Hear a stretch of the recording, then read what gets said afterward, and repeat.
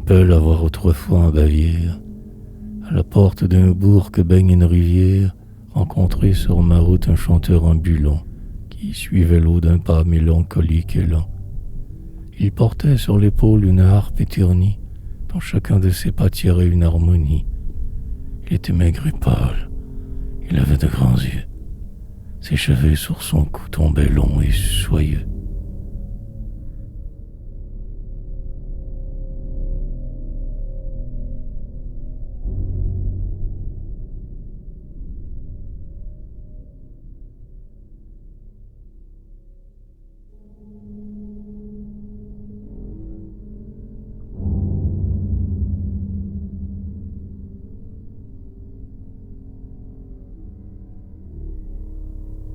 Le bourg de Regenstauf n'a qu'une seule auberge, où l'hôte, affable et doux pour tous ceux qui l'hébergent, donne souvent aux pauvres, assis dans son jardin, sa bière la plus fraîche et son meilleur boudin, grassement étendu dans un plat de choucroute, et n'a pas cependant fait encore banqueroute. Nous entrâmes tous deux chez le bon hôtelier, qui fumait, en causant avec un vieux routier.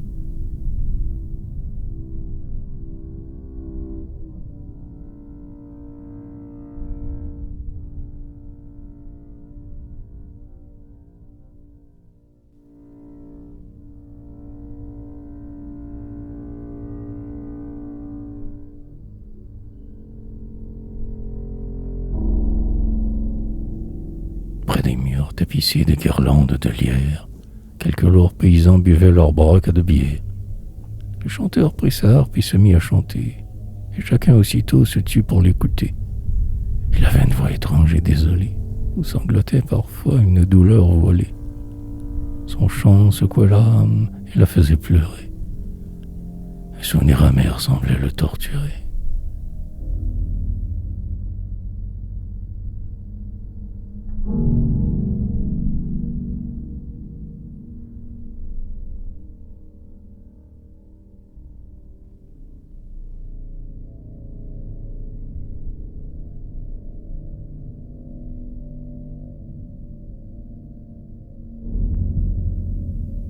Les nuages du soir empourpraient les croisées. Sur les flancs onduleux des montagnes boisées, les troupeaux répandaient dans un écho lointain le murmure assourdi de leurs cloches d'étain. Sur les fronts absorbés des buveurs taciturnes s'étendaient lentement les ténèbres nocturnes, et du chanteur debout près des murs assombris, le front se détachait, pâle, sur les lambris.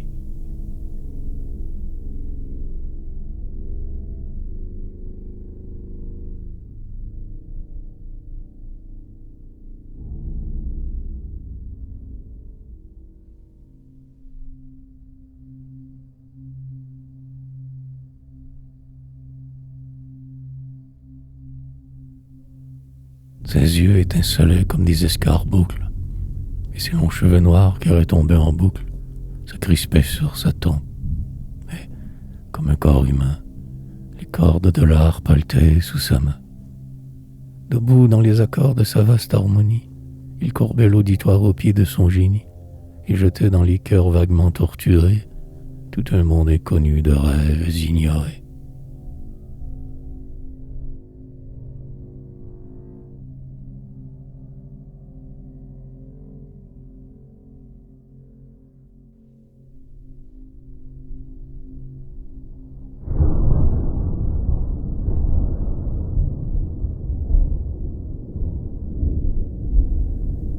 J'écoutais, éperdu, comme on écoute en rêve, cette voix qui pleurait une douleur sans trêve, et je croyais, oui, sous le ciel indompté, sangloter dans la nuit la vieille humanité.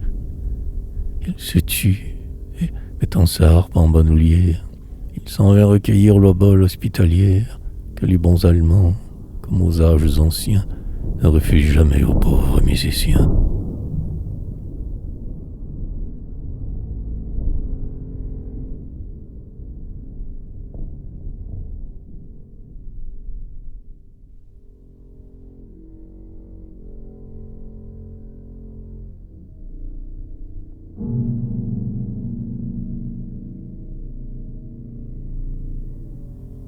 le chanteur nomade eut fini sa tournée, il s'assit pour manger le pain de la journée. Je m'approchai de lui. Mon admiration s'exhala de mon cœur avec émotion. Et je lui demandai pourquoi, vers le théâtre, il n'allait pas chercher ce public idolâtre qu'enthousiasmerait sa magnifique voix, et qui de gloire et d'or lui ferait un pavois.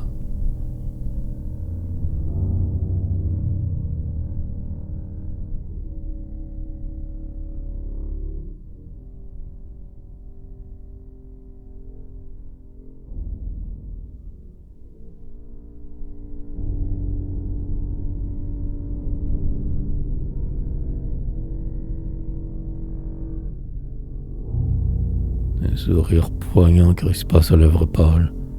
Son grand front se marbra d'une tête d'opale. Mais il resta muet, et dans cette pâleur, je devinai soudain une immense douleur. Mais bientôt, malgré lui, le flot des confidences s'échappa de son cœur et mes douces instances. Nous passâmes la nuit, l'un près de l'autre ici, à déverser nos cœurs en de communs récits.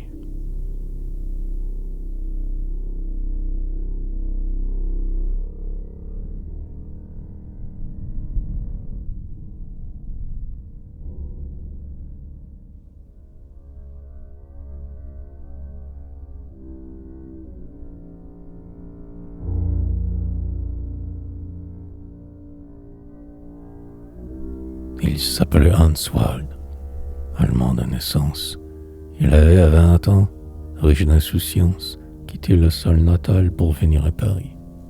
Son rêve avait foulé bien des sentiers fleuris. En logeant sans pâlir dans sa mansarde triste, la misère et la faim, ces deux sœurs de l'artiste. Il marchait devant lui vers un but arrêté. Son courage indomptable avait tout surmonté.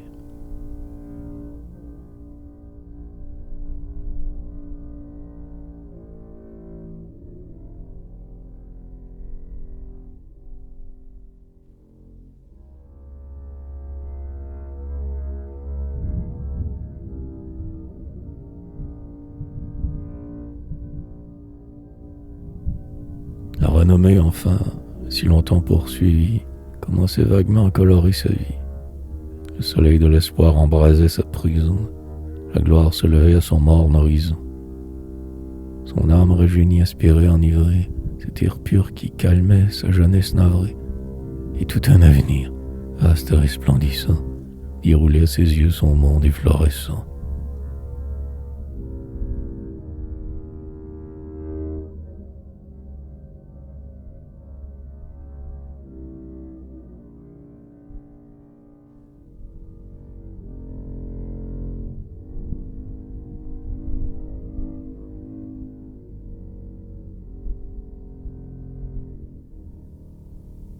Quand un amour immense, où s'énerva sa vie, jeta son poison lent dans son âme raillie. Il avait 25 ans, il n'avait pas aimé. À l'amour, jusqu'alors, son cœur restait fermé. Versa tous les trésors de son vaste génie dans une passion absorbante, infinie. Rien de ce qu'il sentait n'était superficiel.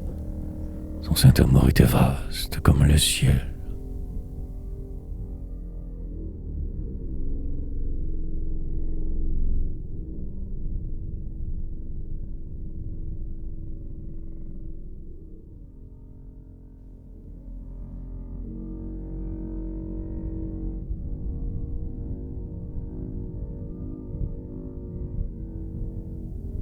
La femme qu'il aimait s'appelait Alouette.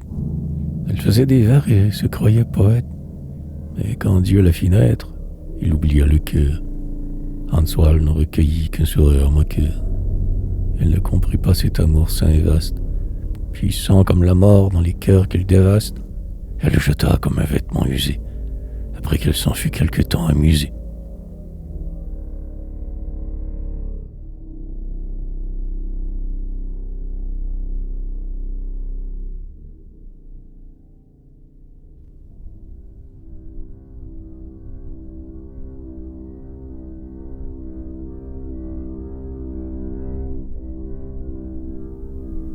Dans sa poitrine, Hans, livide, les yeux mornes, sentit alors monter une douleur sans borne. Puis il voulut mourir. Il partit un matin, disant qu'il s'en allait vers un pays lointain. Il cacha sa douleur. Des larmes incisives sont montées à ses yeux, couleur corrosive, dans l'abîme profond de son cœur déchiré.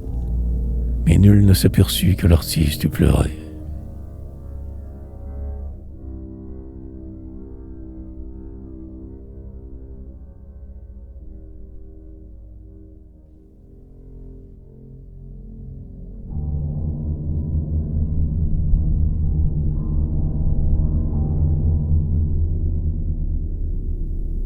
La femme rit toujours de l'amour des poètes.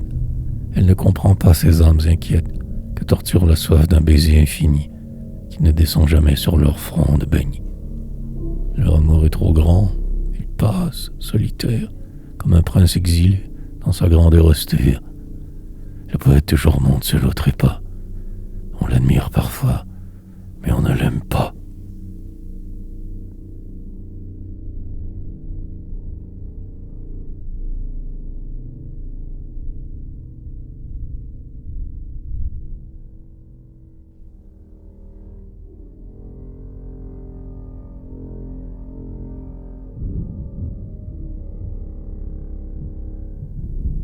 Un soir, la mer versait sur la grève isolée, sa lamentation terrible et désolée. Les vagues se tordaient sous l'ouragan lointain. Quelques esquifs fuyaient sous le vent incertain, et la lune couvrait les grèves nuageuses que battaient lourdement les vagues voyageuses. De longs draps de rayons comme des cercueils, immobiles, gisaient les flancs noirs des écueils.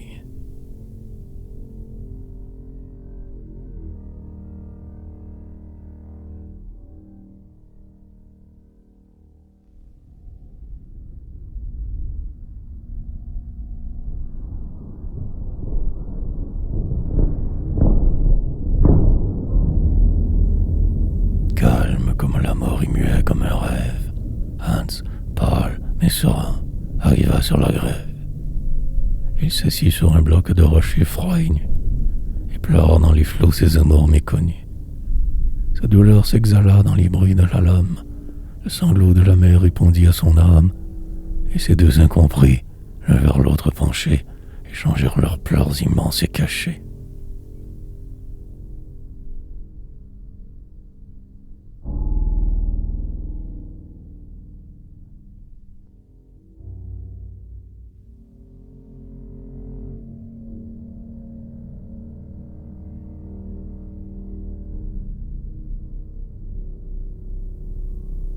Hanswald voulait mourir quand la vague apaisée, au soleil du matin, se déroule irisée. Car l'artiste voulait s'en retourner à Dieu, le front dans la lumière et l'œil dans le ciel bleu. Dans le miroir du rêve, il fit monter sa vie, ses enivrants espoirs, la gloire poursuivie, puis le but entrevu que des rebelles à mort, et selon souvenir, n'avait pas un remords.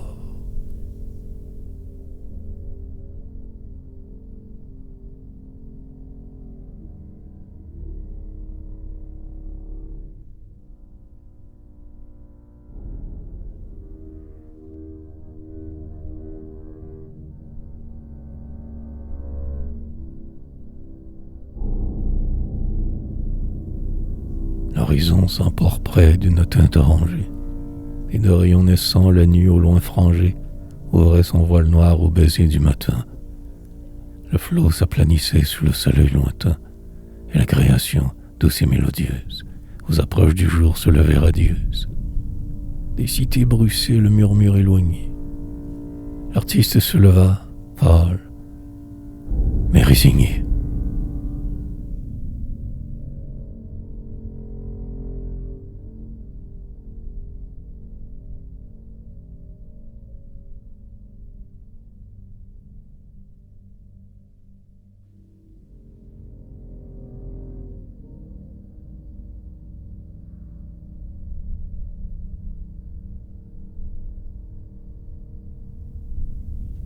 Il n'avait pas voulu de cette mort hideuse, par la morne asphyxie ou la scène bourbeuse.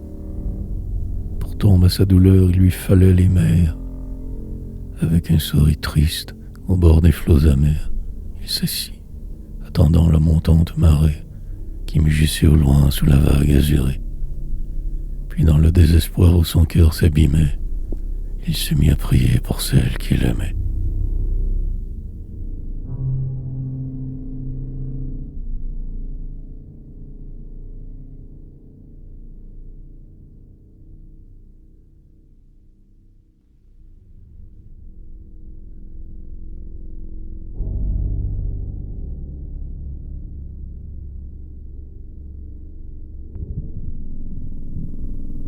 À ce moment suprême, au bord des grands de l'homme, le soleil se leva comme un monde de flammes, et la nature entière, à genoux devant Dieu, chanta l'hymne du jour vers l'Orient en feu. Et l'on vit s'embrasser dans la vague laineuse, le ciel éblouissant et la mer lumineuse. L'artiste s'affaissa sous un ravissement, où toute sa douleur s'éteignit un moment.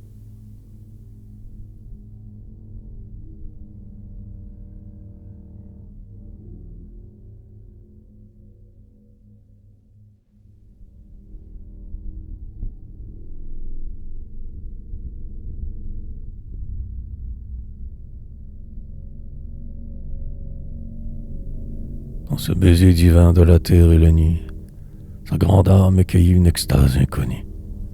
Quand le flot qui montait à ses pieds vint courir, il ne se trouvait plus la force de mourir. Elle s'enfuit, et debout sur la vague impuissante, il contempla longtemps la mer resplendissante. Puis en face du ciel et de l'immensité, la fièvre s'apaisa dans son cœur agité.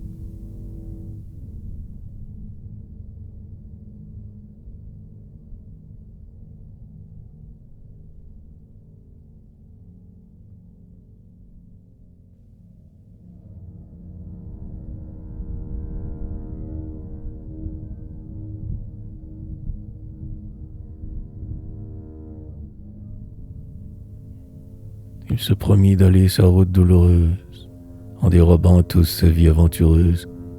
Il se tut devant l'homme et pleura devant Dieu. Mais il dit à la gloire un invincible adieu, car sa main ne voulait cueillir la renommée que pour l'épanouir sur une femme aimée. Et pour cicatriser son cœur sanguinolent, il se mit à courir en chanteur ambulant.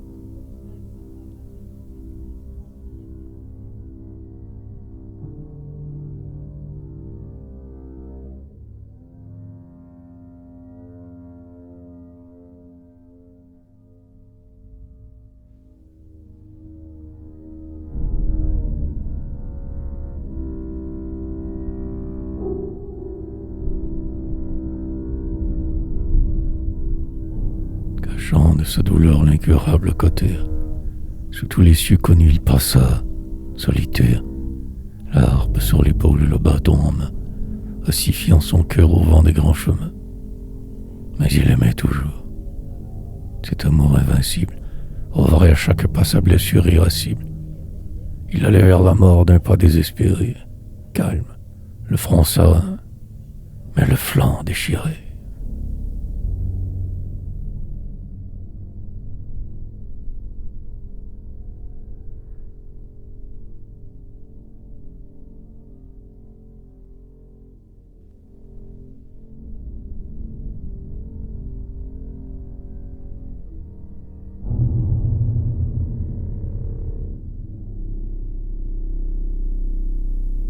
Et il se tut.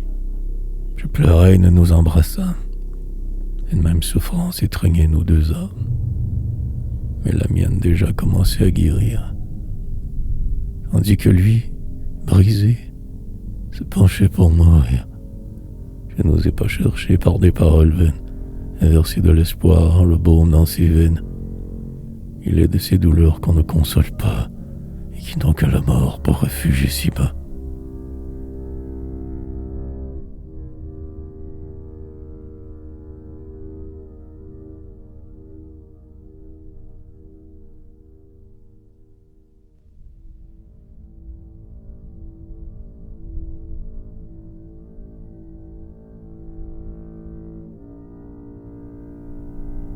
Nous partîmes tous deux le lendemain pour Vienne. De cette capitale, autant qu'il m'en souvienne, il porta sa douleur qui le suivait partout, jusqu'au Sahara lent qui mène à Tombouctou. Je ne l'ai plus revu. Le cœur de son cadavre, au pays de la mort, a retrouvé son havre. Il a déposé dans ses bras attendus son grand cœur solitaire et ses 20 ans perdus.